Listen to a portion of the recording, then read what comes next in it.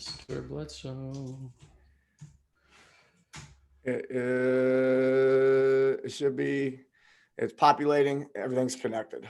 Oh, just in time. Just in time. Boom. Dude, I just started the live stream. We're like, we're going to just start without Ilan. Sneaking in. There we go. And the problem is Guy and I cannot have a conversation that should not be recorded. So we're sitting there trying not to say something. And then we start to say something. We're like, oh, hang on to that. Hold that thought. Yeah. Yeah, we're like, no. Leave that. Yeah. Yeah. So funny. That's where we're at. Beautiful. We're here. All right.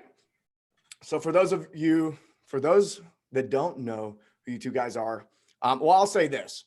I've known Guy for a while. I've done many shows with him. And every time I do a show, I get amazing feedback. And it's always one of my favorite conversations to have. So it's always a joy to bring him on. And sometimes I wonder, like, oh, if I brought him on as much as I really wanted to, people would probably, they're like, what is going on? If you brought me on as much as you really want me to, we'd have to change the name to it'd be our Mike show. Bledsoe and Guy Ferdman, Strong Coach, United, All-Stars from Galactic 5-dimensional space. And that'd be the show. Hilarious. So we're bringing your brother on for the first time. Yeah, as a buffer to keep us in line. Yeah. Is that what this is? Is that no, probably not. Elon's as crazy as we are. I got a feeling it's gonna we're gonna spiral out of control. So you guys run Satori Prime. Let's let Ilan talk since he hasn't been on the show before. Quick, like 30-second. Why do people love you? Long-time listener, first-time caller. Thank you for having me. Why do people listen to us? I think we take a lot of the woo from the spiritual mysticism, energy healing space and make it incredibly practical so that whether you're, some Joe off the street, you run a huge company, whatever it is, these are just tools that we've experienced and learned. Guy and I have spent over $1 million in our education over since 2003, basically. Mentors, coaches, seminars, healers, experiences, etc. And we just, I think, boil it down to its essence where people can get the most value from it. Yeah. So I think in the first 20 seconds of your explanation, I go, oh, that's why we hang out. That's why we get along, is bringing that practical application of things that seem like magic. A lot of times people just call something spiritual or magical when they don't understand how it works. And then guys like yourself, as you started learning how things work, you're like, it's not really magic. It's just how things are. It's an obvious thing. The thin line between magic and science, and that thin line is whether it's quantifiable. That's pretty much it. Yeah. So, I mean, if you think about so many discoveries we have, things we do scientifically, quantum physics, it's all really magic. It's just we can apply mathematics to it and measure it in some way. And that's really the only difference between what people, I think, perceive as magic or science. Yeah. And you two guys are, you come across to me as people who could do anything. Like if you want to go into a different field, if you want to go make, tens of millions of dollars or whatever, you could run any kind of business and do that. But you chose, you really follow your passion and chose to help people through the path that you guys have gone down. So my 8.5-year-old son just this morning goes to me, he goes, Abba, he calls me Abba, which is Hebrew for dad. He goes, Abba, if you weren't doing coaching for Satori Prime, what else would you do? And it took me all of 1 nanosecond to go like, there's nothing else that I would do. Yeah. Yeah. What has been, all right. So Guy, you're in basically San Diego, we'll call it. And in a town outside San Diego. Ilan, you're in New York. Y'all are having very different experiences. You grew up in New York, right? For the most part. For the most part, yeah. And so I'm curious as to Ilan's experience. I'm more familiar with the West Coast and what's happening with this quarantine. How long you been in quarantine? What's the process been like for you? So we self quarantined probably like a week, maybe a week and a half before everyone else. The school shut down and things like that. We were already locked in and kind of we're only going to go out for absolute necessity. I live outside of New York City, so I'm kind of luckier in that sense. I have a backyard. We have a bigger house. We're not like on top of each other. I will say though, wisely, we decided to start a kitchen construction project at the end of February. So we don't have a finished kitchen. Our contractor's brother-in-law got sick and sister got sick. So like now they can't even come to the house. New York has laws where like they can't even bring truck. Like if they catch a worker truck on the street, whatever, they can fine them. So I have no idea when our kitchen will be done. So we've been living in the basement. Whoa.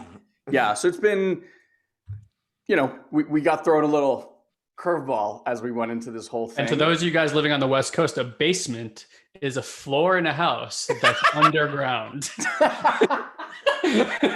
Because they don't know what a basement is. That's true. That's true. Yeah. true. So luckily we have a finished basement, but we've basically been living like it's like a New York City apartment, I guess, in our basement, and so that's what we've been doing. But I have to say, like, I said this to my mentor yesterday, and I don't mean this in like a braggy way, but like I actually feel really good, and it's almost like I part of me feels ashamed to feel as good as I do given the circumstances of what's happening. Yeah. And that's not to say like, do I have sadness and concern and worry and frustration? Yes, like everybody else. And there's a lot of really cool things that happen either at my house, like spending time with family and like being in a basement where we're like closer together and doing all the, I don't know. It's like, I said this on a podcast earlier. I feel like we're all going to look back at these little things, a year or two or whatever from now when we're out of this and go like, do you remember how nice it was when we did this? And I just hope that we get to keep some of the things that have really lit us up over this Corona life, as I like to call it. Yeah. I've had that experience. Things got simple. Yeah. Really quick. Really slower. Quick. Yeah. Yeah. It's nice. Doesn't that just feel good though? It's like, we talk about this a lot in our coaching, but it's like, can you free yourself of the need to achieve in order to feel good about yourself? Like in order to feel a connection and love and support and safety, because those things are things you develop within yourself and then they get expressed outside of yourself. Most people are trying to change their outside world to change their inside world. Yeah. So it's like this, if there's a gift that anything this has given is like, hey, simplify, minimize, it's funny. Like my wife and I, we want a large property. We want to buy like, 48 acres, something like that. But we actually want to build like small container homes. Mm-hmm. But like, I want to build like a mansion container home. I know it's like ironic. I want to build a big, tiny home. There's a bar in Austin, Texas that's made up out of containers. You could probably go get some inspiration there. Yeah. I watch a lot of YouTube videos. I do. And because I'm fascinated by it because oftentimes it's like the use of space, how it gets implemented there is very attractive to me. And I think what I love about this time right now is like, it's kind of like forced minimalism for a lot of people. Yeah. It's almost like, hey, look, you don't need a lot. You really don't. You don't need to go out there and just buy shit and be a consumer for no reason. The stuff doesn't make you feel good anyway. If anything, it's like now you're not consuming so much. Maybe you feel better, maybe take a look at that. Or like you're actually, redefining connection right now is really important. Like a lot of people think they need people around them, but then they have people around them, they feel isolated anyway.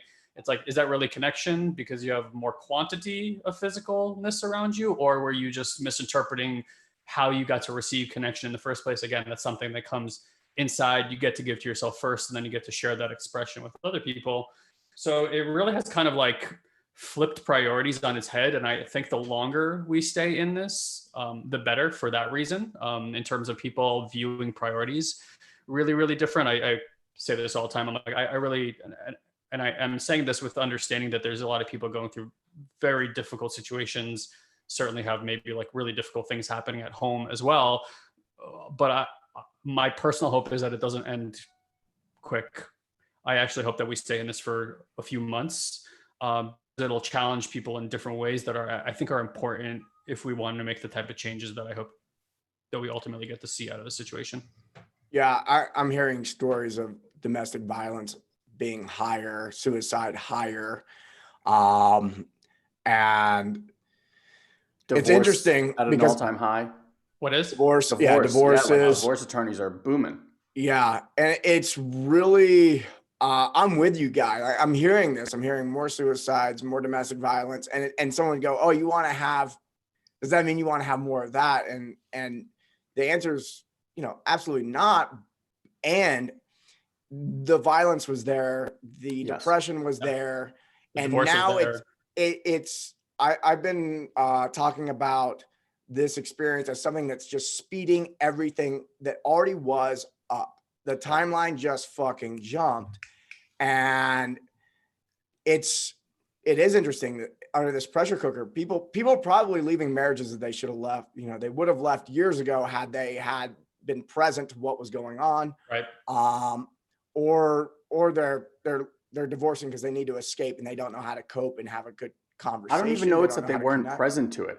I think that they just weren't honest with themselves and stuck their head in the sand. And there's no sand, quote unquote, to stick your head in right now. That's true. Right? Like whatever your circumstance is, it's there and you're there. And like all the other distractions that you've used as coping mechanisms or things to like not look at this thing are gone, basically gone. So it's like, there you turn, there you are, there she is, there he is. It's like, but here's the funny part. I was thinking about this, like, so now people are inside and they're like, I hate you. I want a divorce, right? And that sucks, but that's kind of always been there. What's the game plan? Like, where do you go? You're in the same house. You're stuck. Like, yeah, I know a guy who, you guys may know him, who was leaving a relationship when this all went down. I actually know two people. I know a guy and I know a girl, different situations. They were leaving a relationship when this is all going down. They're living together. And now pressure, like there's just, there was not another option where like they leave and go to a hotel for a few days, but that's not working. You're not going to go live in a hotel right now. I have a solution. This is easy. Home Depot is still essential. It's open. You go buy some sheetrock and you use Donald Trump's solution. You build a fucking wall.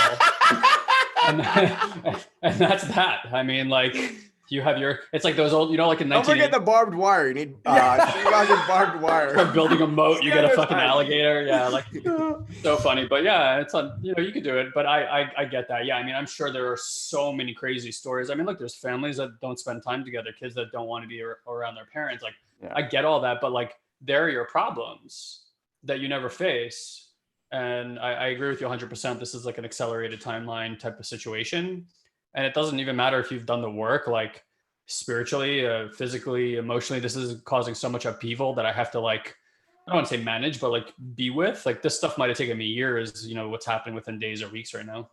Yeah. What have you guys experienced for yourselves as far as things that have been illuminated that you didn't notice before, but being put in this situation, you now get to see?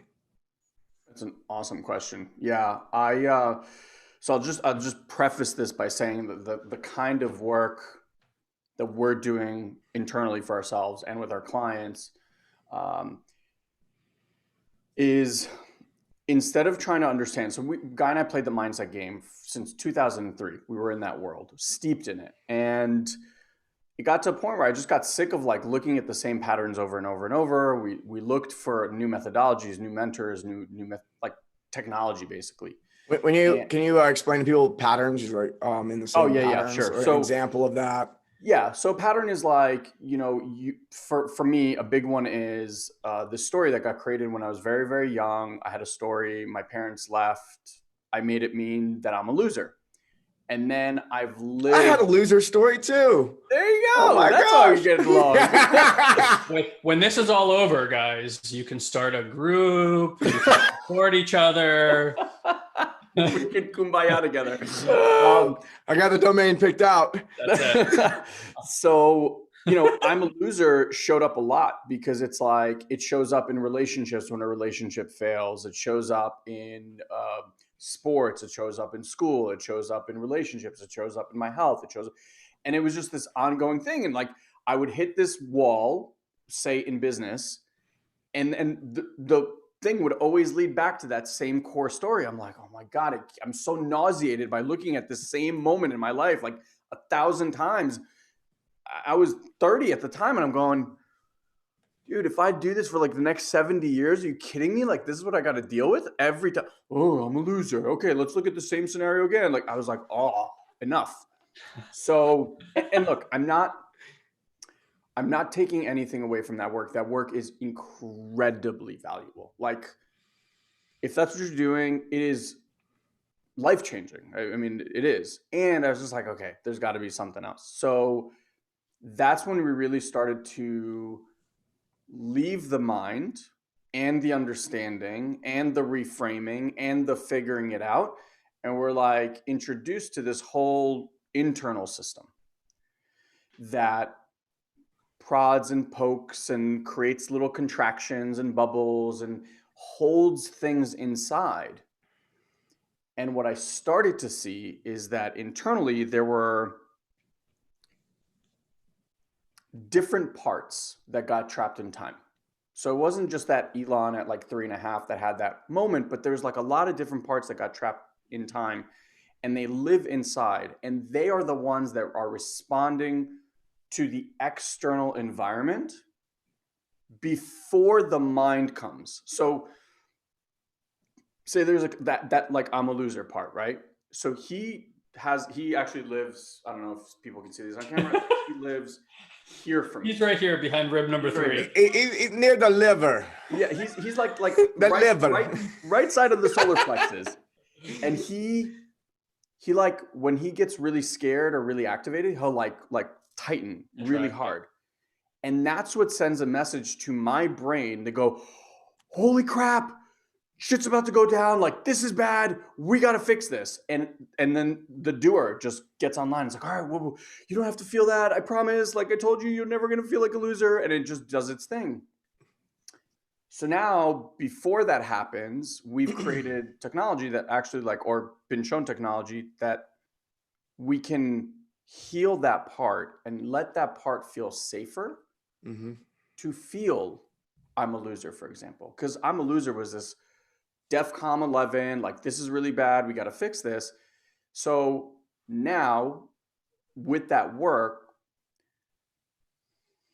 it's made everything because the world is quieter, it's made being with those different aspects so much easier. And so one of the things that's really become pronounced to me is safety. Like the part of me that doesn't feel safe.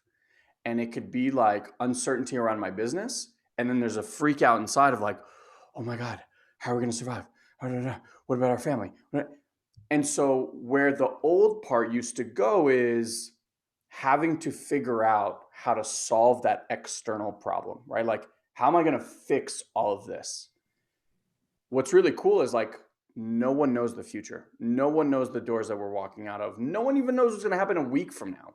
And so the part that's trying to quantify and figure out at a loss, he's like, I got nothing because I don't know where it's going to go. And so I'm left with a lot more fear basically in the system. And that's what's been really beautiful is to go and love the parts of me that are scared out of their goddamn minds and let them feel like it's okay to be that scared.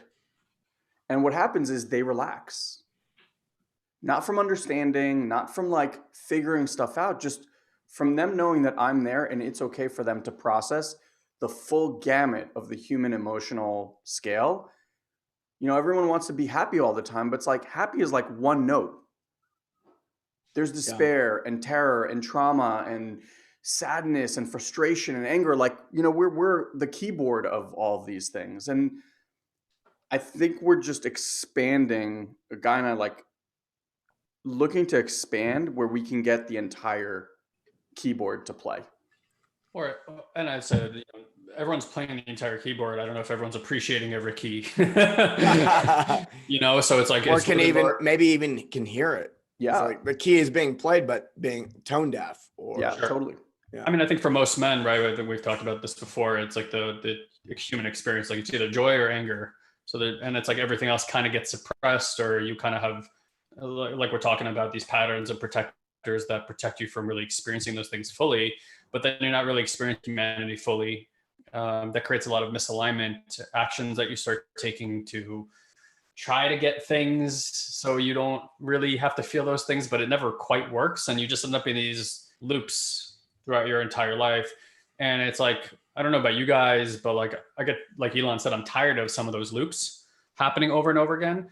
And what I have found is most of personal development is either managing those loops or trying to create another story, so that like when the loop is happening, it's like, oh, divert attention over here and like, live from this story, but it's not ever really fully being with that experience in a way that allows for you to, I mean, how can you gain safety over something that you've never fully experienced? Yeah. If there's an emotion within you that you're not going to fully experience, or even a thing that happens in your life that you're not fully experiencing. People know this with grief. Like if you don't fully experience grief, like someone's death or someone leaving or getting bereavements, right? Like you never quite get over that thing. That's probably like one of the most challenging thing that I've seen clients that deal with, that have like a death of a parent that they've never said everything to. It's like you just, the grieving doesn't complete and you just keep going through it. If they would be courageous enough to go through the grieving process fully, they'd be free of it too. And so it's like, it's kind of like that over and over again. It's like we're grieving ourselves, we're grieving our emotions, we're grieving our experiences. And the more that you're willing to like lean into like what Ilan described as fear, like, okay, cool. If you understand that fear is a feedback system that our biomechanical suit is using to show us something, you also know that fear is an incredible source for creativity. Like right now has been a really creative time. I imagine not just for myself, but people, there's a ton of stuff flowing through me. I'm just kind of sitting with, what's in alignment to share. What do I feel like I fully embodied, so I'm not out of alignment sharing those things. There's a lot of stuff that's coming through that I don't fucking know what that means yet. We'll figure it out in a few months. Yeah. So.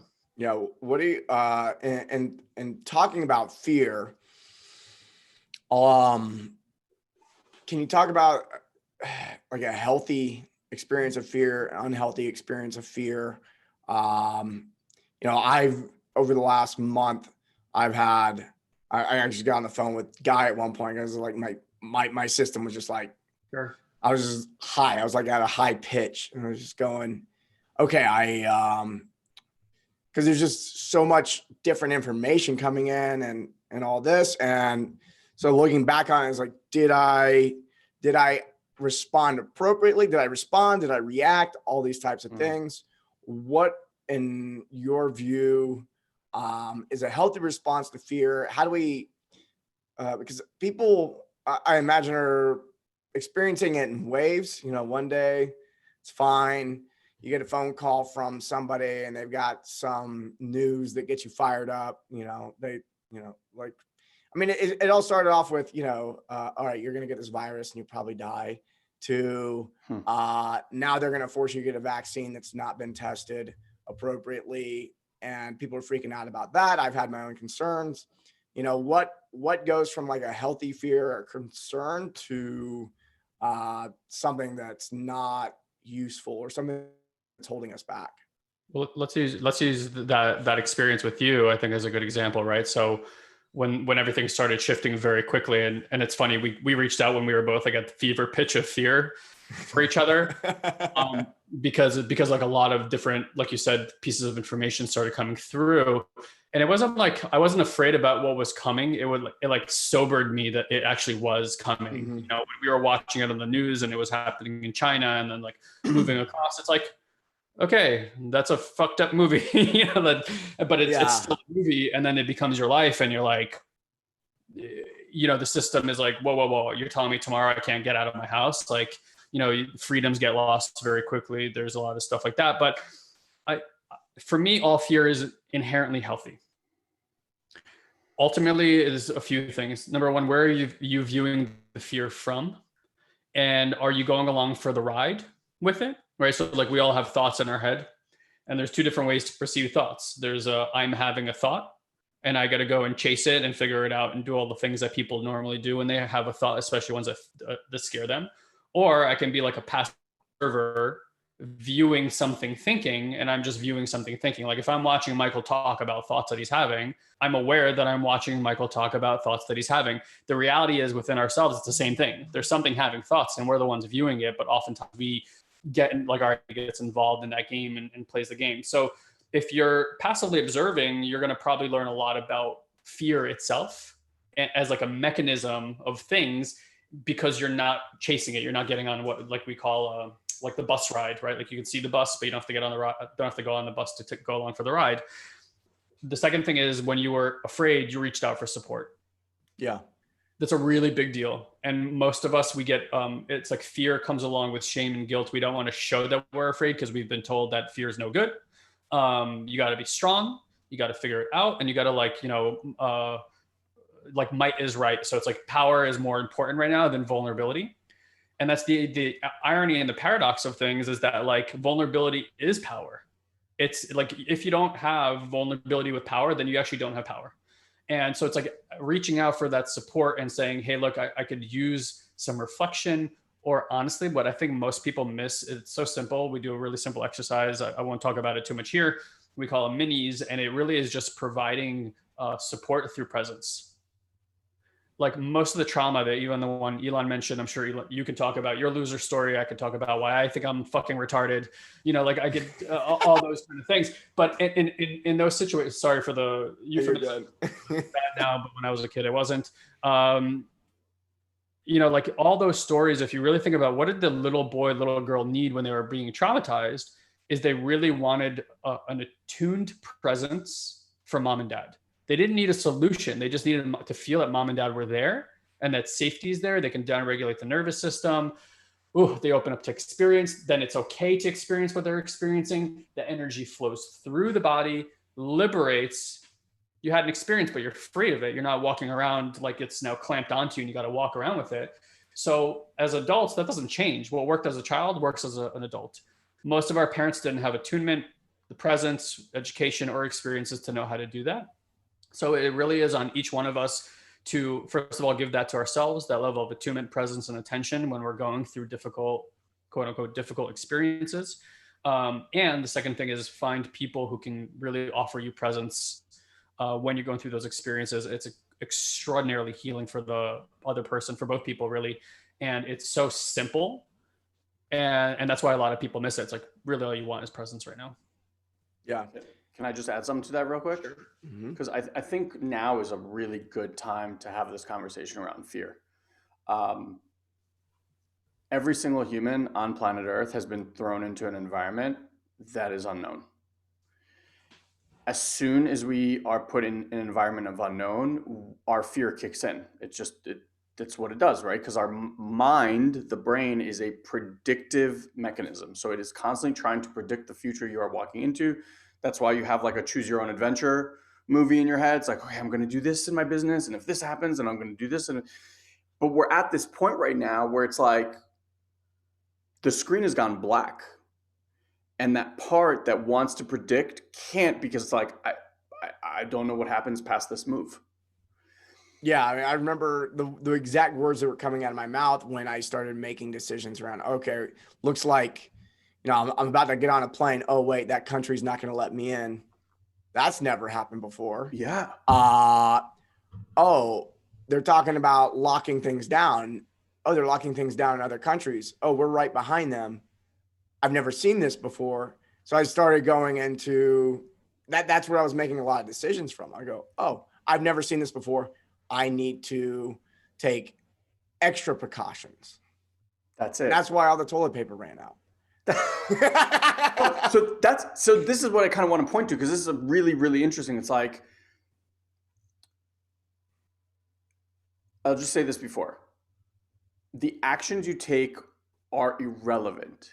It's the energy behind the action that creates the end result. If we are in a fear state, and when we're in fear state, we have certain protective strategies and patterns and techniques that we've all developed that make us feel better in the moment. Whatever that is for you. So there's people who like avoid, right? They're like the people who kind of like stick their hand in the sand and they're like, Yeah. I'm not dealing with this. There's other people who get like super, super anxious about what's happening. It's like, I gotta know. There's people that hoard.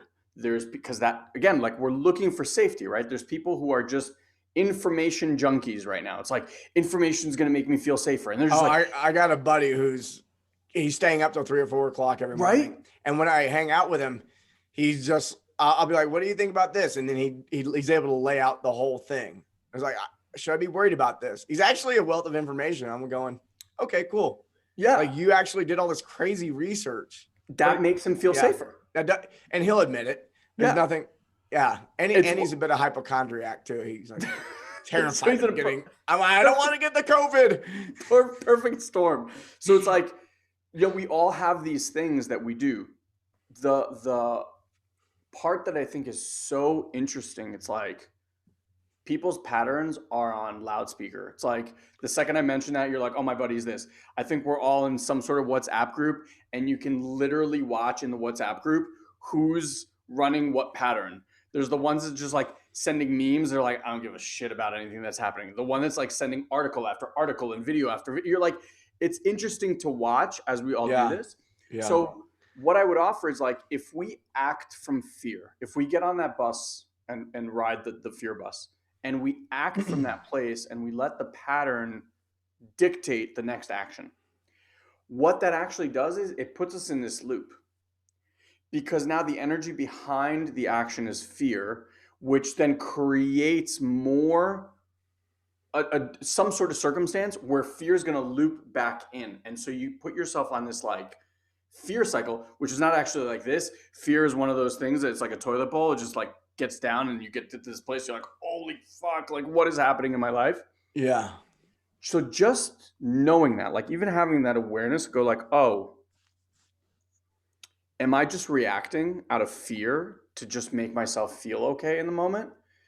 And then having that moment of pause where like for 10 seconds, you just go internal and just sit with the part of you that is freaking the fuck out right now.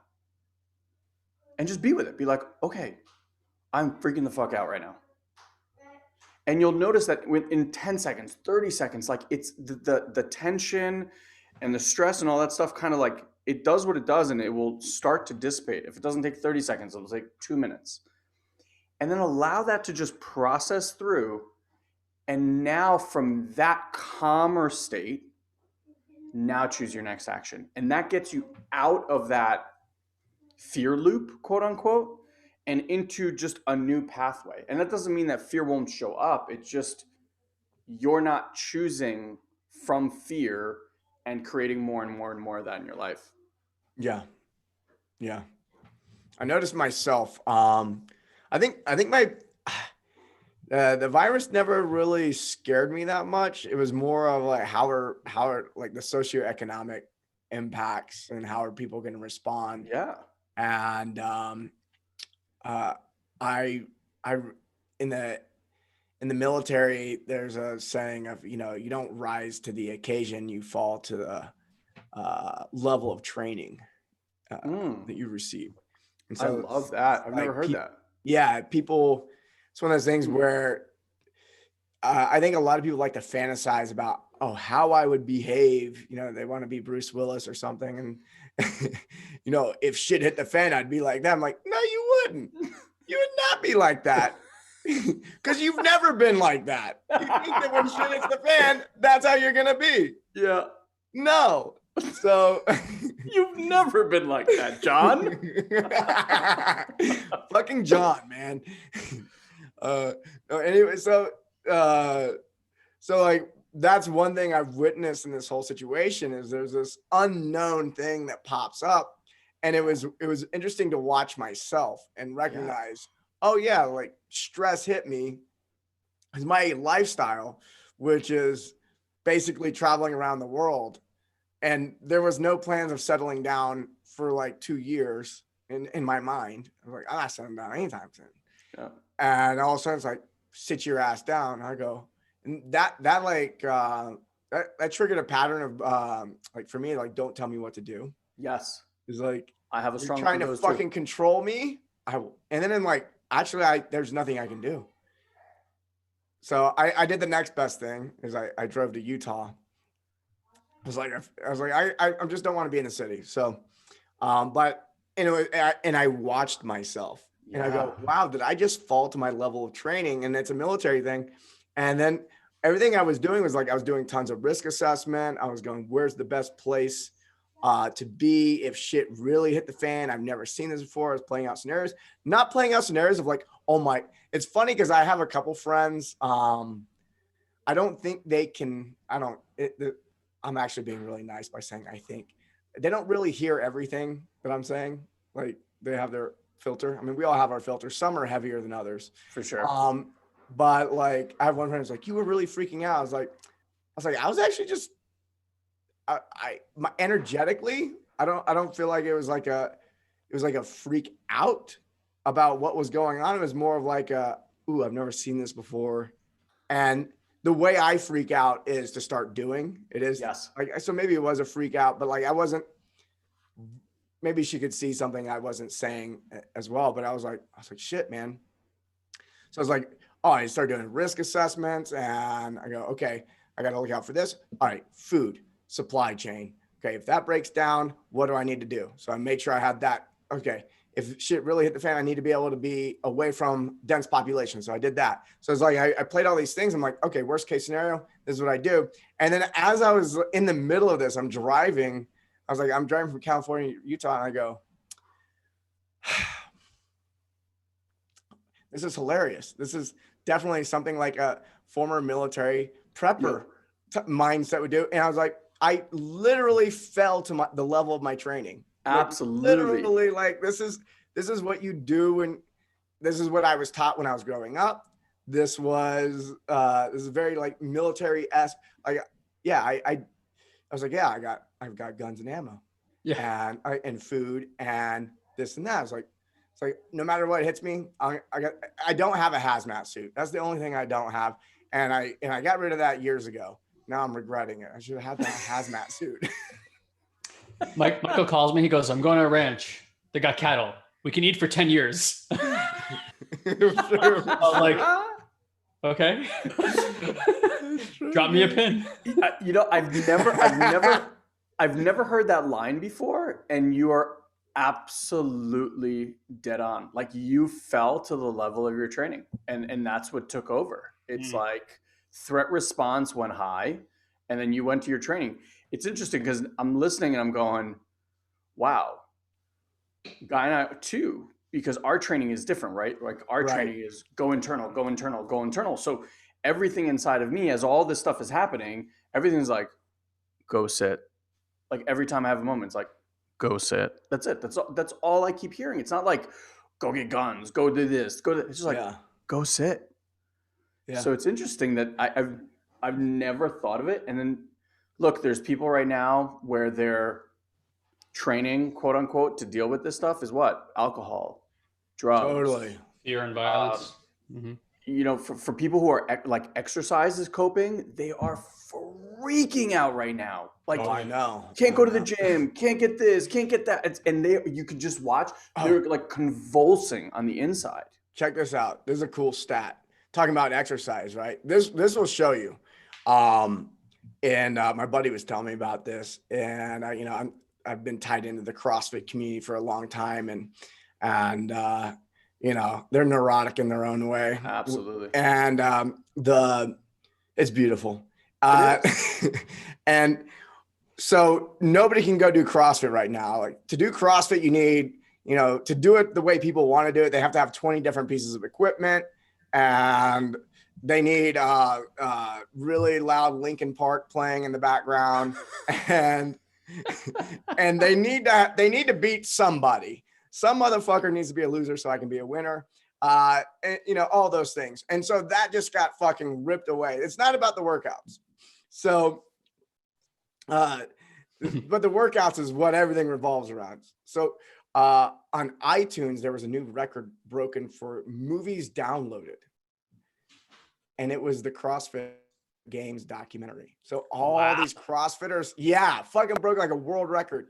All these CrossFitters sitting at home and just, I know the guys who created the documentary. I'm like, I haven't talked to them. I need to reach out. Probably just fucking raking it in right now. Wow. But it didn't, like, that didn't even cross my mind. And then I'm hanging out with a buddy here in Utah who he ran CrossFit competitions for years. And he's like, dude, check out what just happened. He's like, they're going nuts. Like, they're sitting at home and they need to like get that fix somehow. I was like, dude, you're right. That's nuts. Yeah. Wow. So yeah, exercise for a lot of people. When we do our training with people through, when we get into certain levels of training, I tell people they're not allowed to exercise. Like, you're not going to exercise for 6 days, and fucking just kind of watch the people. Why do you do that? I'm just curious. Because it could be an escape for. Like, I see. I see. Like, while you're in a session for like spiritual and personal development stuff. Yeah, we're doing personal development stuff. I intentionally am like, all right, don't go for that run. You're gonna want to wake up early in the morning. That guy that was in the military. You wake up at 5 a.m. and go for that run. Don't do it. Gotcha. Come up here and we're gonna do some like really gentle movement. Brilliant. And what are we talking about? Fuck. People going. They're coping. They're coping. Like, they feel a level of training, and like your level of training is to escape through movement. It's like, okay, I don't have to face this thought. I can just like, I have the feeling. I'm just gonna like get it out. Drinking. I mean, I think Guy was talking about drinking, smoking, all this stuff. Yeah, I've been telling people, I attract a certain niche, this certain niche in the fitness community where people are pretty friendly to cannabis. You know, a lot of people like to smoke and flow. I'm like, dude, I love it, but don't do it every day, especially right now. It's like, now's not the time. Like, this is the time to be present with what's happening in the body. I had a funny thought the other day.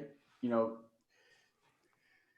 Corona it's like a timeout for everyone, right? It's like someone came in and was like, everybody go to your room. Human race, bad. I don't even know if it's like bad. Just like, it was like, everyone go to your room. And it's like, if you send a kid today, like a teenager, to their room, right? They're like, fuck it, I don't care. I'll go to my room. I'm just gonna play video games. And so now we kind of went through the like first phase, which is people were just binging Netflix, drinking a shit ton of wine and beer and like all these, right? Just like, by the time I come out of this drunken stupor haze, like the world will be back to normal. And I think they're starting to come out of this place and going like, holy shit, like this is going to be going on for quite some time. This is not going to, people are coming to the grips with the fact that schools aren't going to be open now. And that's a reality that's hitting. Yeah. Like a lot of states have already declared like schools done for the year. I've already started writing copy with my sister. She homeschools 5 children as a degree in education and psychology. I'm like, yeah, you should be teaching other people how to homeschool. She goes, I do that for free already. I go, okay, you're going to make money at this. Absolutely. Yeah. And just even not homeschooling, but like just for the next few months for parents to get tips on how to do this whole distance learning thing and like get some tips would be huge. But that's where people are coming to grips with. And I think what's going to happen is, and that's what Guy said, like, I think this will be a lot longer than people assume. We as a human, if this is what it's supposed to do, we got to get past that level of coping. We have to get to the place where people are actually dealing with, like you said, don't go to the gym for 6 days. And you kind of get that like itch. And then you realize like, why am I itching? Like starting to ask those kind of questions. I don't know that we're there yet. I think people like us are seeing this as an opportunity and we're already being in that conversation. But for the whatever other billions of people out there, I don't know that they've quite realized like, why am I doing this? Yeah, this is going to roll in waves. Yeah, Yes. depending on where you're at, what level of training you had up to this point. Week one, I'm like, I think Bring it I was on. 2 or 3 days in. I'm going, there's so many fucking gifts. There's definitely waves of hitting. Where I'm like, oh shit, the reality. 1 weekend, I go, oh, I'm 1 week into something that I have no idea how long it's going to last. And I started I watched the stats, and I'm watching the stats, and I'm watching the stats, and I go, oh, this is getting worse and worse and worse. Now I'm watching the stats, and I'm asking other questions. Yeah, well, I mean, so let me ask you the question: Why even watch? Right, like that was predictable that the numbers were going to get into the millions, lots dead, and then I think it's fairly obvious, maybe not to everybody, but like that they're not testing. That if you have symptoms that even look like corona, they're going to put you in that thing. Like from what I understand, even with China, the numbers declined because they added a part to the definition that had to include that if you passed away from it, that you can only say it was a coronavirus thing if you actually had contact with somebody who had coronavirus. So if that definition isn't supplanted, even now I thought really interesting. We don't have to go down the big, numbers rabbit hole, but like California, for instance, New York versus California. New York is seeing 14 times the death rate as California.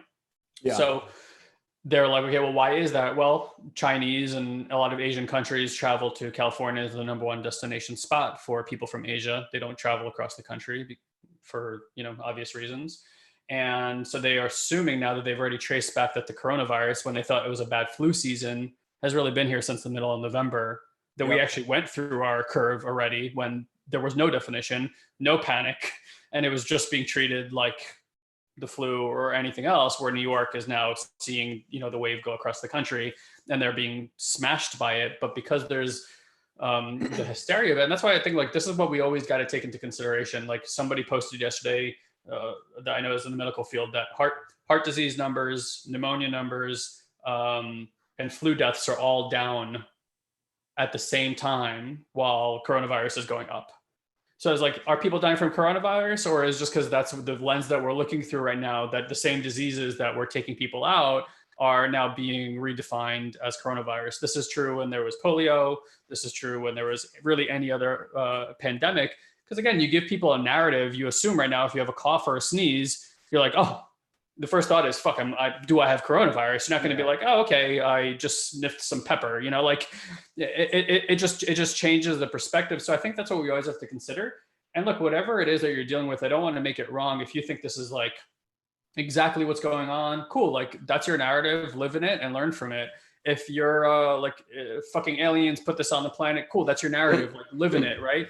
I don't really care. I think I love the aliens. I love all the conspiracy theories. Oh my god, there's so much fun. I'm so into it. Yeah, because it's like it's a more interesting narrative than most. And I gotta say that there is some really interesting things happening on the planet. But I remember 9/11. Oh, Ilan and I were you were in college, right, when that happened, bro? Yeah, I was a sophomore. I was right there. Like I watched that happen. So, but a horrible event. And I remember thinking, like, just like today, people look at millennials and they're like, oh, they're entitled and this and that. I remember them saying that about my generation too. Look at these fucking lazy bastards. And then like 9/11 happened and the best of humanity came out, and everyone in my generation was like, giving blood and helping and donating their time and volunteering. Everyone's like, oh my God, look at these children. So it's like, given the circumstance and opportunity right now, as far as I'm concerned, you're either digging yourself down a hole or you're learning how to climb out of it. That's pretty much it. And I do agree with Ilan. It's like, and kind of what you spoke about, what you're doing with your clients about, hey, don't do your coping mechanism. Slow down enough to see the pattern. Yeah.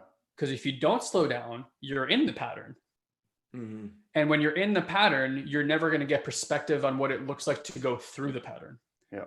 So now is this incredible opportunity to, every time we're feeling anxiety, every time we're feeling fear, every time we're looking at numbers, and it really is so alluring to get caught up in the collective fear. It's very easy to get hooked into that. And then that's the beauty. It's like, guys, and I'm not saying I'm a rock star at this, but I'm certainly rocking it, is like the outside world doesn't have to dictate your inside world. Yeah. and your inside world matters a lot more than what's happening in the outside world. Yeah. Right now, most of us, like, if you believe the conspiracy theories or you don't, like, we're getting a very gentle awakening, all told. This could have been so much worse, so much scarier.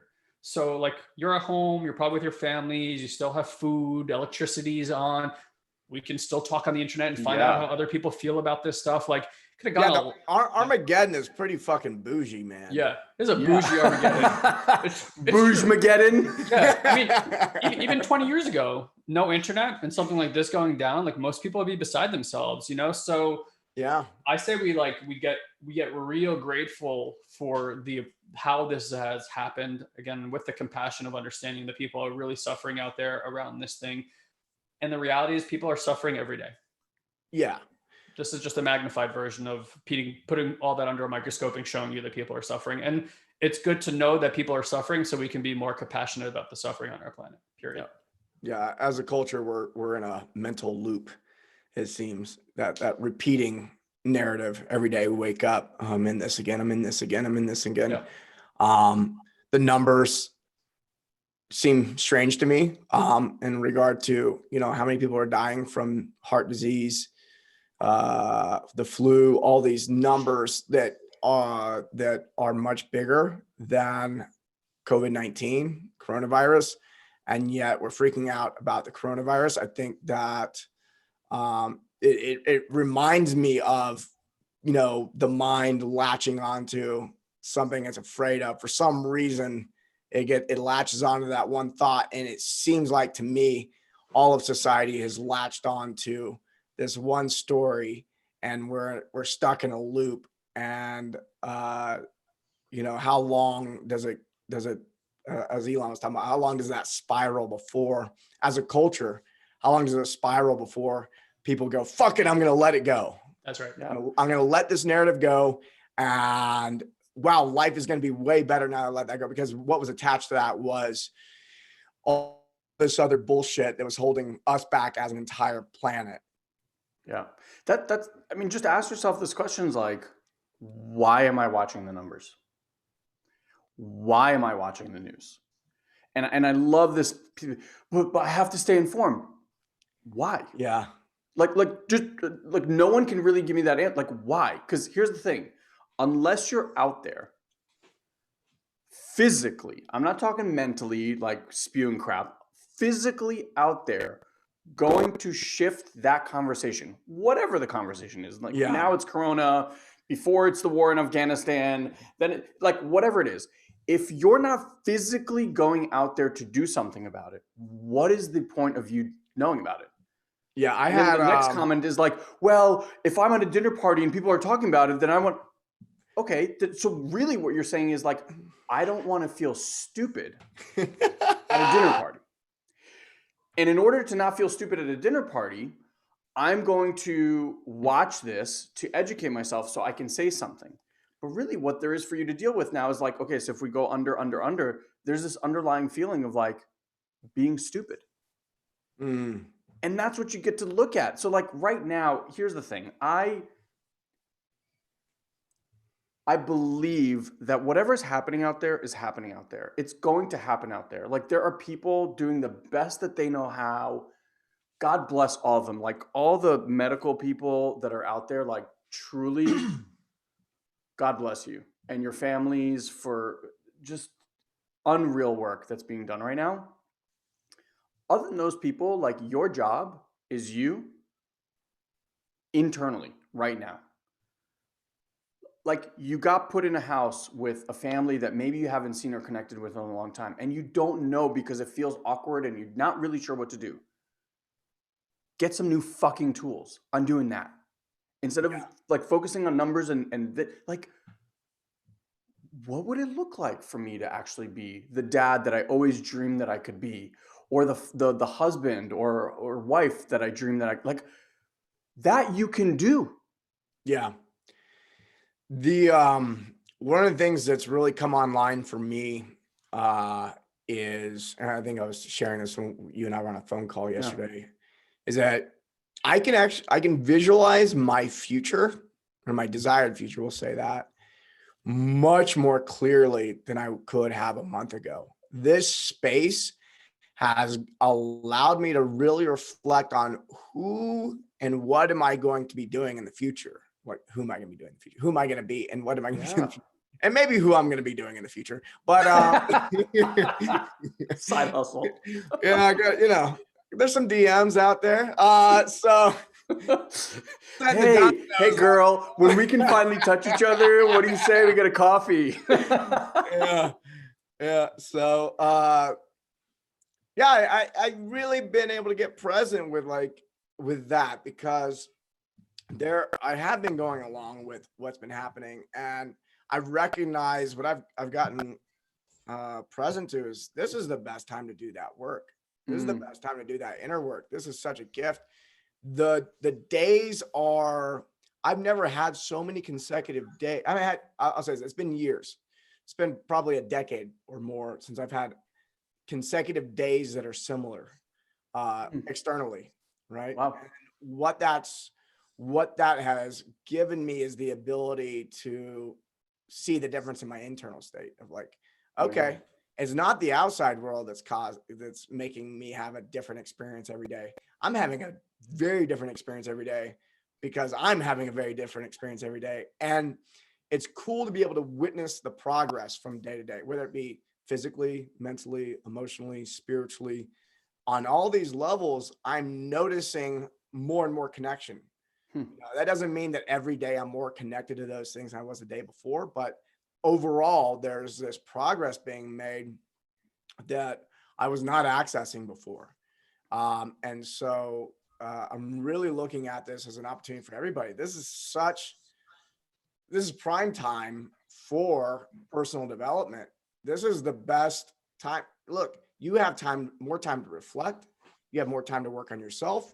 For me, it's so fucking exciting that I get to emerge out of this, whether it be 2 weeks from now, 2 months, 2 years, however the fuck long this goes. I'm going to emerge out of this. I'm going to be in better shape. I've been more consistent in my training. I'm doing breath work. My meditation's on point. I've been focused on my business. I've been hyper focused on my clients and showing them as much love as possible that they can receive. And there's all these things happening. And for some reason, I ended up quarantined with my ex-wife. So now we get the opportunity to work on things on that relationship. And she's already pointed out things. It's in your next relationship, you might want to look at. Wow. That's amazing that you guys have that. Wow. So for me, it's really, really, really exciting. And being able to witness the progress from day to day. And it's just, I want to encourage other people. This is the time you can do this work. And I think you were saying there's tools available, and that's what all of us do. Yeah. We're all disseminating these tools. So if you're going, fuck, I don't know what to do, I don't know where to get these tools they're talking about. Yeah, just go to their website, Yeah, it's look, relationships, right? So it's I saw this statistic yesterday about how much divorce is through the roof right now, and all these attorneys are getting calls. I'm I sent Guy and Mandy this message. I was like, what if we actually created, this was just an idea that came through, can my relationship survive Corona? Like a little bit of a quiz of how people are interacting with those, and just some basic tools that I think the three of us probably take for granted of how we operate inside of relationships, personal responsibility, having an opportunity to have conversations with people in a way that information is received, things that we just know to do because we've trained ourselves to do them. We were born this way. No. Can you imagine what a gift that would be for people who are at home now with their spouses, with their kids? We're all under a great deal of stress right now. All of us. I don't care what, I feel really good, but that doesn't mean that there isn't a tremendous amount of stress. I went to Home Depot today because we're in this construction that I mentioned, and they weren't willing to hold the stuff that I'd ordered indefinitely. So like I had Admitted, to Ilan, you wanted to buy sheetrock because you got to build a wall at home. and like just being outside and watching people behave right now in stores, in parking lots, you could feel like there's this look that people have in their eyes right now Yeah. when they're walking by you, and they're like, it's this uncertainty of like, do you fucking have it? Are you gonna fucking pass this on to me? Like, stay away. I want to help, and it's just it's an odd situation, and it creates a lot of stress. So it's like just knowing how to cope and not cope, knowing how to like heal those parts of us. Because here's the thing, like, you can be in the same environment at home and have a completely, I mean, like, black to white different experience if you just were willing to try new methods and new tools. Yeah. Yeah. I think a lot of people think that it's going to get 5% better. And you're right. There are these tools that when people get introduced to them, slap themselves in the face. You know, they do the face palm and go, that was there the whole time. And it only took me 30 minutes to learn how to do it. Can I share like a small little example of what I'm talking about? Absolutely. Yeah. So one of our clients, I'm not going to get into like the whole thing of it, but broke up, married, had a kid, broke up, separated, and he was a drug addict, you know, somewhat mentally abusive, things like that, and they separated. And obviously she's had a ton of resistance of like being around him, right? It's like it hasn't felt safe to be around him. So teaching would be like, okay, do this, build, you know, borders and this, like this is how you stay safe, all that stuff. And I get that. I'm not diminishing any of that, but I'm like, look, at the end of the day, you want to feel safe, not with him, but what he's showing you is that there's just no safety in here. Mm-hmm. So he comes over, they take their girl for a walk, and she's walking with him by the park, and all of a sudden this thing comes over her, this feeling of like, I fucking hate this guy. That's the right, like, just I fucking hate this guy. And this is the tool, like a very, very simple tool, right? Is having awareness enough to notice that it's not you having that thought. It's just a sensation that is wanting to come through. So she allows the sensation to come through, and kind of like, you know, a duck with water. She's like water bead, and it just leaves. And at the same moment, she was so funny. She was like, we're walking and I see these ducks. And that's kind of like what sparked it. So she lets it go. Doesn't say anything. Like feels through the anger of it. Yeah. Just process it, releases it. They walk for an hour. They get to her front door, and the guy breaks down, like full on tears, starts apologizing to her about how he's had so much shame and guilt for the way that he's treated them. And she's like, this is the thing that I've wanted for the entire time, was just to him to acknowledge that I wasn't crazy, and like didn't say a word to him. And this is what came out. And trust me, she's done all of the other ways to try to get that from him, and it never happened. And it happened like this in a moment. And that's the power that we all have, but we just don't. We keep doing the same thing over and over and expecting this person to show up differently. Like, it just doesn't work that way. What do you know, I'm hearing you. I've had that experience. I mean, I remember one of the first like really pivotal transformational experiences I had, I sat down and I started asking my wife at the time how her day was going, and just asking her questions. And she breaks down crying because up until that moment, I never really, I hadn't been interested. Or never listened. I never may have asked the question, but you never listened. I never listened. And so for the first time, I mean, it took 2 minutes of me asking questions before she breaks down crying, because she felt, and she was having an experience she'd never had before. And so it was one of those things where it really, it wasn't a technique I learned. It was just this is where I'm coming from a different place. Like, I'm genuinely, all of a sudden, I got what it meant to have empathy and to be curious about someone else's experience. And then as soon as I got curious about their experience, my entire world shifted in a way that it could never go back, and I would never want to go back. So beautiful. Yeah. I think we need to, most of us are still living in a way where we're responding to the world and we're not considering that the world is actually responding to us. So it's like the said in a different way, it's like what you feel inside is the outer reflection that you're going to get. Yeah. So, like before, like Ilan said, with the mindset work, we used to tell people like, here's how you're going to go have that conversation. Here's where you're going to tell them. And that stuff works. It works great, right? Like it really does. It can really clear up a lot of stuff in the relationship, but it doesn't actually work the part and the pattern in your own system. If you work the part and pattern in your system, what you're essentially doing is you're actually liberating energy from the body, and the body naturally reorganizes, and it always reorganizes towards well-being. Always.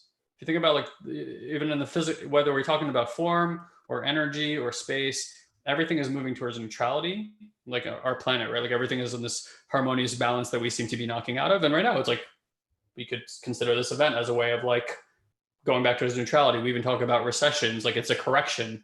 We always say like if things are correcting, it's neutralizing. So it's really important to understand that it doesn't take intelligence to neutralize it. If you start using intelligence and how to do that, then you're saying, I have a view of what that looks like, and I'm going to try to do that, versus allowing for the natural intelligence that lives in all things, the God state, God intelligence, to take care of it by itself. The only thing I have to do is actually fully participate in what's happening right now. Right? Said another way, be fully present with what's so, instead of like everything we've been talking here, coping and trying to figure it out and getting around it. It's like the more you intervene, the slower the process. Yep. And again, like just using this time right now where it's like it's too big for anybody to intervene in what's happening. Like I even wonder, like, how do they get to the point where they're like, okay guys, it's safe to go outside now, after all the foundation of what they built and all the fear that they've put into everyone's psyche? Who's going to be like, cool, thanks president, we're free of virus, and it takes one person to start it all up again until everyone's to some, whatever the percentages are. And then the other thing I want to say, like even from the mass media perspective, right, with what's happening, they said that 86% of people that are dying, I just saw this yesterday, 86% of people that are passing have some other related health condition. Most of it is people with diabetes, some heart condition, something like that. So it's like for the most part, this is really not that deadly of a virus, no more than anybody else who would get sick that has some immunocompromised thing. That should give, I hope, a lot of people solace, and it should also give a lot of people a kick in the ass that it's like, it is not in alignment to be, some people are just born immune suppressed too. They can't help that. But for most people, especially in this country, it's lifestyle. Lifestyle is shit. We should demand more of ourselves in terms of our personal alignment and health. We should demand more of companies to provide things that allow for circumstances to be in alignment. And I really hope when we come out of this thing that people become aware of that, because this is not going to be the last pandemic or the last global event that's coming. This is a virus. We're going to deal with conditions of the weather during our lifetimes, and that's going to affect the entire planet over and over again. So it's like, until we all learn how to come together, have compassion for each other, start living in more alignment, not only within ourselves, but externally, I think we're only going to see more and more of this kind of stuff. Yeah, I see a part of the population waking up and realizing, oh, I've been outsourcing my health to doctors who actually can't help me. Oh, I'm actually responsible for my own health. I've got to do that now. And people, I think, are also realizing that they don't know how to do it. Yeah. There's a lot of, different opinions on how to be healthy. I imagine that 95% of most people who are experts are in agreement, and they disagree about 5% and tend to focus on that 5% where they disagree. But I think I like to think it's a wake-up call. So like I see a divergence, as always. Half the you'll say half and half the population is going, fuck, I'm going to get my life in order. Like I'm putting together right now a guide for people to boost their immune system, like really simple things to take responsibility for their own health, things that are very specific to what's happening right now.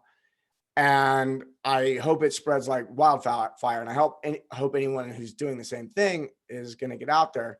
But then I'm also hearing people begging for vaccine. It's like, Yeah. oh, we need a fucking vaccine. It's like, well, not, you know, and I get careful in this because anytime I bring this up, people are like, oh, you don't believe in vaccines. I'm like, no.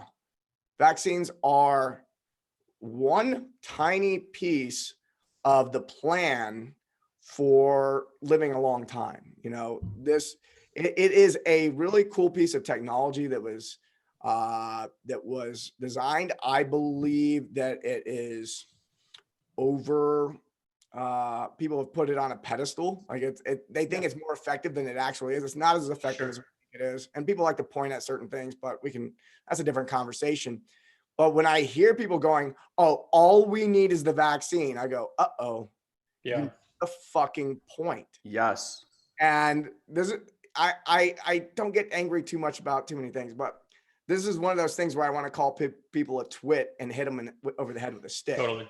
And go, that you're the fucking problem. Like this is that's strong. The way you're thinking is the fucking problem. Yeah. So I mean, there's this divergence overall. If half get the point and go, that's good. That's good. That's going to pull everybody up, I think. I think that number is a lot smaller. Sorry, bro. I think that number is a lot smaller, to be honest. Oh, it's not half. Well, I mean, from a spiritual perspective, I think we may have talked about this before, but I think it's worth mentioning. Not my studies. Ken Wilber, way smarter of a guy than me, talks about like the next stage of consciousness evolution, which is like integral, right? Meaning, we won't get into all the spiritual parts, but let's say 5% of the planet right now is living at an integral level. Yeah. And by studies of just looking at the past, like when like mass movement happens on the planet and like conscious awakening, it takes about 10%. So it's like and it's funny because we're living in very prophesized times right now. Yeah. And like we talk about this all the time with our clients. I'm like, it's literally like we're living through the Bible. Yeah. There's fires in Australia, locusts in Africa. There's a plague going all over the world. And right now is Passover, and Passover is, the Jews leaving Egypt, and there's the 7 plagues. And one of them is a virus, right? It's like, and locusts and fires, like it is the same shit. It's the craziest fucking ironic thing ever. And these next 5 years are really in like these books that prophesize these very smart and intelligent societies that prophesize this time, all talk about these 5 years as being like the most important 5 years on planet Earth. So I don't think it's a coincidence at all. A lot of people have felt into 2020 and thought that like really drastic things were going to happen. And again, we think like, wow, this is so drastic. I mean, it's just drastic because we're all at home.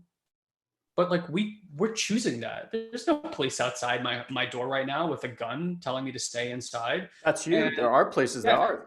Oh, there are. Yeah, I know. But I'm saying like for us personally, and I actually don't know that that's exactly true. I'm sure there's like that, but there hasn't been like violent protests. I don't think in any country that they're like, we're inside, we don't want to be. Fuck you. No. But I know like Israel, for example, they have military personnel outside. Sure, but that's because Israel, everybody's military, so it's easy to get personnel. But like nonetheless, I mean, whether that is or that isn't, like overall, it's a pretty peaceful transition into this kind of situation. Like if you would have thought 2 months ago, you're like, under what conditions would everybody be under house arrest? You wouldn't have imagined this. And you certainly wouldn't have imagined it without violence. So it's interesting. Again, like I think we're being thrown a bit of a softball here. And I really, really hope most people take the opportunity to pay attention to that. I hope government is not the same. I hope people see that it's like government's not showing up for you. I don't know about you guys, like no stimulus check has hit my bank account yet. Like there's a lot of people who really fucking need that money right now. Those people who genuinely believe in government that are going to support them. The federal government's doing fuck all for the most part. I mean, I'm sure they're doing something, but it's like not the kind of response you would hope to see from people, from a entity that's supposed to be supporting and protecting people. So it's like right now, I've always thought that if we were going to transition to an enlightenment period, that would involve us learning what self-governance means. And that really needs to be defined more clearly in society about what that looks like. And I do think this is an opportunity to kind of like step into that. It's like, hey, we cannot wait for anybody to solve these problems. We cannot wait for governments to move on climate change. We cannot wait and trust that the medical community, because they wore white lab coats for 50 or 60 years, we have nothing but incredible amounts of evidence that they are paid off and have like false prophecies and give you bad information. And it's like, again, even with vaccines, I'm like, why, when there's so much distrust in that environment, why would you trust them on this one thing? Like, oh, this is the thing they got right. Totally right. Let's not ask any questions. Well, this is why when I talk that to makes no people, I sense. go, and they start talking about how much they trust the government for this and that. I go, okay, what's your industry? What do you do for a living?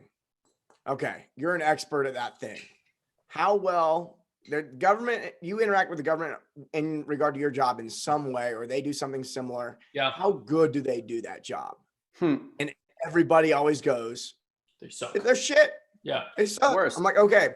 So do you think that they're doing a better job in the other industries? And I go, Great question. It is a great question. speeding up timelines. This speeding up the timeline, talking about stages of development, Ken Wilber, spiral dynamics, that whole thing, tier 2 consciousness. Yep. Probably lost everybody just now. Yeah, that's okay. But a certain percent, basically, there are predictable stages of development of human consciousness, and it's in the stage of that development is easily spotted and externalized. So the way that people are living their lives, if you've been through that stage of development, you can look back and go, oh, of course, that person, that's the way they are because they haven't learned this other thing yet. Yeah. So, or let go of this other thing yet. And so you're saying 5% are, when I think about somebody who's at a tier 2 consciousness, thinking at an integral level where they're really the only people who are they're the most suited people to be able to see the bigger picture and see the micro to the macro. And Absolutely. that's making up 5%. And what we need to solve any problems that we're having, because they're global at this point, they always have been, but they're more obvious now, is that we need that integral mindset, that ability to consider more in an expanded view. 5% of the population are there.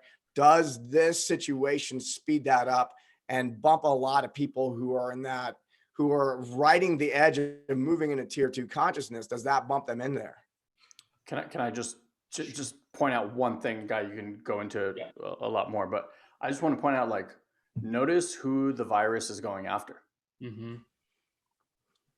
Right? So it's like, look at us, for example, right? Yeah. We're on here, we do a lot of personal development work, but inside of that, we got awakened to, like, this is a gift of a life. The relationships I have are a gift. The things that I do for work can be a gift. Like, I can choose to do the things that I'm passionate about. We treat our bodies like a temple for the most part, right? Like, we feed it good fuel, we exercise, like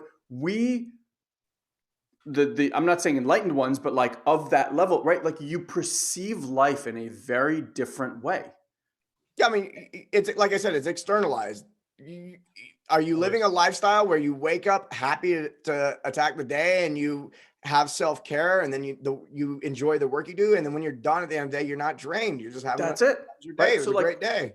So here's my question. Someone who is obese, I'm talking like morbidly obese, has diabetes, has smoked their entire lives, has destroyed their liver from drinking. Like, you telling me that those people have these kind of level thoughts?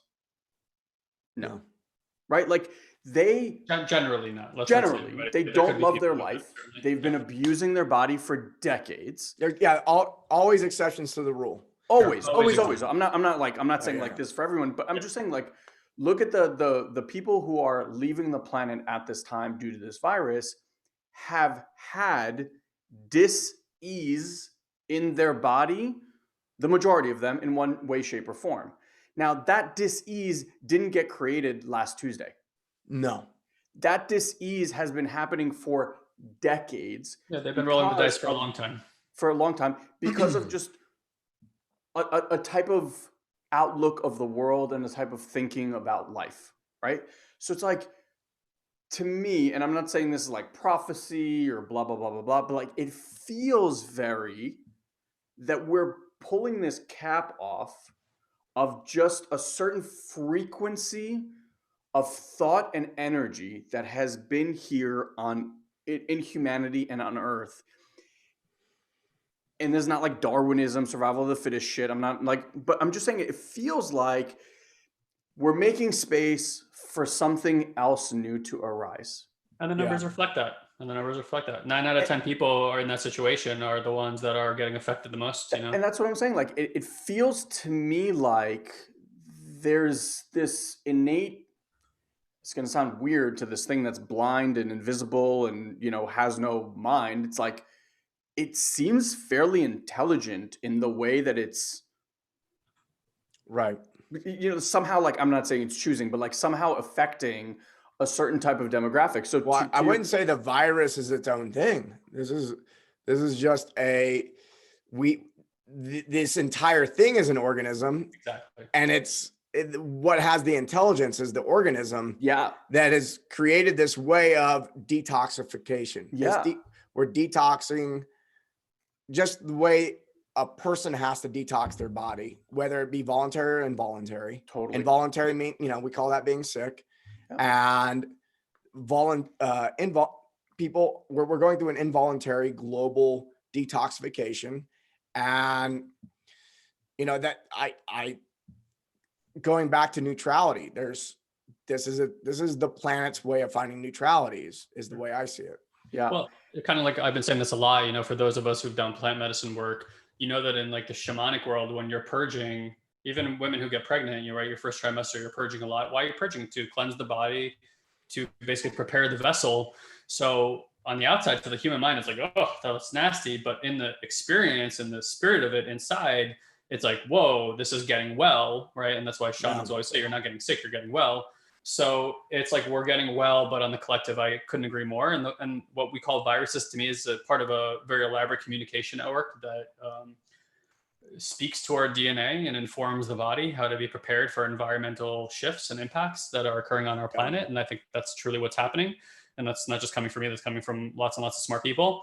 So, but to go back to what you said, right? Like, this is about disillusionment. Like even for us, right, you're very aware, but you get caught, right? There was fear, you look at the numbers and you start realizing, oh, okay, I'm looking at this, but there's a part of me that's still looking at it for a reason. It's looking for that safety, it's looking for that well-being, and it's doing it in disillusionment. I'm not actually getting that from this. Even people who want to be informed, it's like, oh, if I'm informed, I'll figure out how to keep myself safe. And it's like, if the virus is coming, the virus is fucking coming. Like you can't see it. I don't give a shit what you know about this virus. It's going to get you. Like you can go clean 99 out of 100 boxes that come to your door, but if box number 100 has a little speck that you missed, bitch, you getting that virus. I brought groceries home and we're wiping them down. I'm going, and then we have like produce.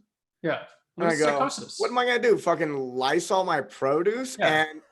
And not only that, it's porous. It's already got it. Like, what the fuck are we doing? Exactly. If you're going to get it, you're going to get it. So my point is that there's a reason for mass disillusionment. I wrote a thing about how the Holocaust, Chernobyl, and coronavirus have a lot in common in terms of like there's a moment of disillusionment where something is happening on the planet that we say isn't happening. So like when Chernobyl happened, like the USSR tried to cover it up. Hundreds of thousands of people were, injured or dying. And the people saw this. And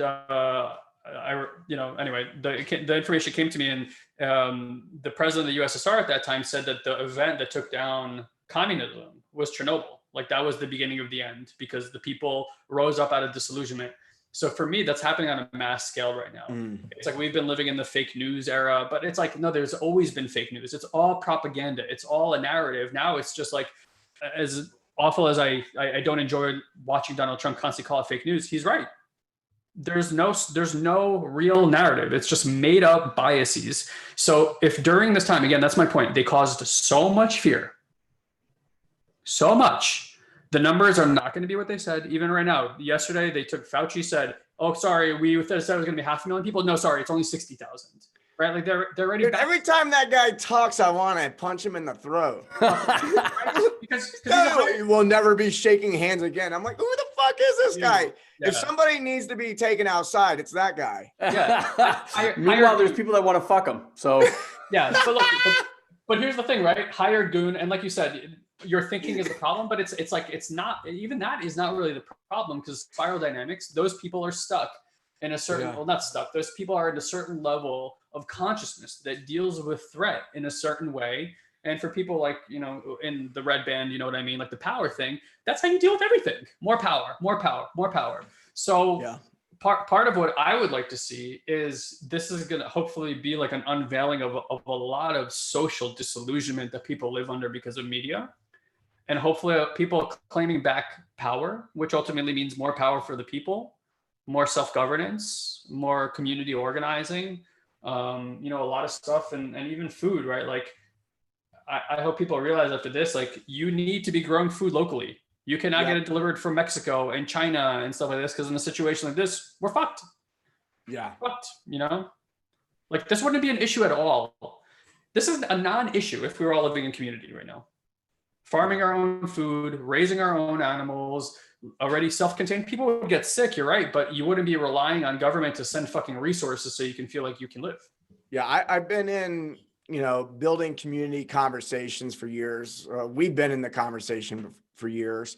And I've witnessed, it's like everyone, and you have a few friends shopping for properties and like, oh, what do you think about this? It's been going on for years. And now it's like, okay, let's fucking really do this. Sure. Yeah. Real estate's about to get cheap. We're looking at third quarter. Stack some cash if you're making it, and go snag some up. And my experience of anything like that is there always has to be the first person or first family that makes the move and says, okay, I planted the fucking flag.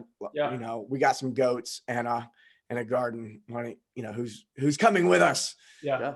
If you get the goat, I'll get the sheep. Perfect. But I'll tell you what, like, why don't you ask, like, what has it been like? So I was forced to move out of my house. Not really. It was kind of like we were moving in that direction anyway, and this just kind of, again, accelerated it like it has for everything else. And I moved in with Mandy and my wife's parents, and so there's 8 people living in a house together here. So my reality went from like enclosed space. That's why I'm literally working out of a closet space right now. And it's been wonderful, to be honest. Not upsetting at all. I mean, there's certainly times I want like my own space at the end of the night that I don't really have, because right now I'm sharing a bedroom with my wife and our kid. So his crib is in there, small bedroom, like he's sleeping in the same room as us. And but what immediately became apparent to me when I moved in here was like how challenging we've accidentally made our lives, because we all want to feel good about ourselves, and we've been told that feeling good, it means you've achieved something. And to achieve something means you got to do it on your own, and you got to show everybody that you're a fucking go-getter and you're not a loser, and you achieve, and you can raise kids on your own, and they're good kids, right? And all that shit. We can keep bringing it back to the loser. Not again! Not again! You're triggering me, guy. Yeah, sorry, buddy. I'll just call me later, and I'll support you with presents. Thank you. So my point is like, we moved in here, and for those of you who have children, and I know a lot of you guys are at home now with kids, raising them on your own, trying to school them. It's a huge challenge, but to be here and like have them around family and have everyone just a little bit here, a little bit there. And like his growth has been exponential since we moved into this house, like shocking amounts of growth, right? Because of it. And I'm like, what the fuck have we done? That we've all moved away from our families, went and got degrees, try to build our own businesses, right? Like we talk about this all the time. Like, why are we all building coaching businesses? All our friends doing the same shit, instead of just like connecting our powers and like building like a really big movement, because everyone has the same heart intention anyway. And we're all like, oh, look at me and doing our own. Like, fuck that. Like, I don't know how I would move out of this house and go raise a child on my own with my wife again. It's like that. It's like that severe. I'm like, if I don't move into community, I don't know that I can move right now, because I don't want to live in a house with just me and Mandy raising the baby. It actually feels like I would be taking something away from him. So it's become even more important to me in this experience. I'm like, we got to stop making things so fucking hard for ourselves. I'm laughing because I've been thinking about just getting a house by myself. I get it. But you know what? Look, it matters. Not. It's not one of those things where I'm like, oh my God, I got to do this. But actually, the thought I was having is, I want a house by myself, but right down the street, I want the house with all my. I want the neighborhood. I know. Yes, I want the community. It makes a big difference. We moved into this place in New York with Fanny. We were super young. We were 26, 27 when we bought this house. It was a big house, and we were like in this cul-de-sac community, and everyone around us was easily at least 20, if not 30 years older. So we were the youngest kids on the block. Like everyone had older kids that were in, high school and things like that. And while I loved this house and I love like the area, I didn't realize how much community was missing for me until we started having the houses turn over and families with young kids buy on our street. And now my kids, like now with Corona, it's a little bit harder. It's actually become a little bit of a challenge, but like we got kids on our street biking to each other's houses, playing basketball with each other, going to other kids' backyards and just playing. And like, I don't have any worry, Do they play basketball but keep social distancing? No. Now there's no basketball. Yo, bro, I got you. Post up. It's a make-believe basketball. We had to do that to that one. But even like it's tough for kids, right? Because like the social distancing thing, they don't really understand. So it's actually been a little bit of a tough slog. But like, dude, we're at the center of the cul-de-sac. We put out like plastic chairs on the center of the cul-de-sac, and different neighbors will come and we'll sit like 6 feet apart and just hang out. Oh, wow. And I'm like, now I've said this to Guy, I wanted to move to California for so long. And now that I'm here and I'm watching my kids have this and like we have the community, it's changed everything for me. It's one of the reasons we're redoing our kitchen, because I was like, after 10 plus years of living here, I was like, you know what? I'm good. Like we can chill here. So community is huge. And I think now more than ever, for those of you guys that are out there on your own, like I know people are quarantining by themselves, just because you're alone doesn't mean you have to be lonely. I'll say that again. Just because you're alone doesn't mean you have to be lonely. Lonely is a thing that we deal with. Again, like the internal, lonely is a part. You've felt lonely in a concert also. Like you just, lonely is something you feel regardless of the environment. Reach out. Like we have Zoom meetings all the time. Like we've thrown virtual dance parties for my friends' birthdays, and I've figured out how to stream my DJ sets and like have people. Yeah, I think that like now is the time where we can get creative and get connected and do all of those things. We really can create community in a very unique and unusual way that we've never been able to, because we have to get creative. And I think there's a cool part to that. Yeah, agreed. Let's wrap it up here. Where do people find out more about what you're up to? They want to connect with your community. What do they do? I'll give you Ilan's home we're address. Super exclusive, and you can't find out anything more about us. Ilan's home address is, you can go knock on his door, just look for the cul-de-sac with the chairs outside. Can you imagine people are like Google imaging, like, I know I can find this. I can find this fast. So really simple, guys. I mean, something I think that we can offer that adds immediate value is a lot of the work that we do, we didn't get to talk about it too much here. It really starts getting into the depths of how to reprogram these deep ingrained unconscious programs, and it really starts with sensations in the body. So I have recorded a few meditations that I highly urge you doing, specifically the 30-minute one. It actually takes you, we call it an active meditation, because you're actually in a practice within your own substrate, and we actually show you how to work through processes. This has nothing to do with understanding our mental our process. So if you go to satoriprime.com, that's our basic website or our homepage and stuff like that. But if you go to satoriprime.com/meditate, you can go get access to those 2 meditations and a bunch of other really amazing personal and spiritual development resources. And that would be a very good starting point with us for sure. And I would say if they like podcasts, then Personal Development Without the Fluff podcast is pretty cool. Yeah. Personal Development Without the Fluff. Awesome. Thanks, guys. Had a blast. Was it fun with the three-way? The three-way was perfect. It's my first remote three-way. You never forget your first, Michael.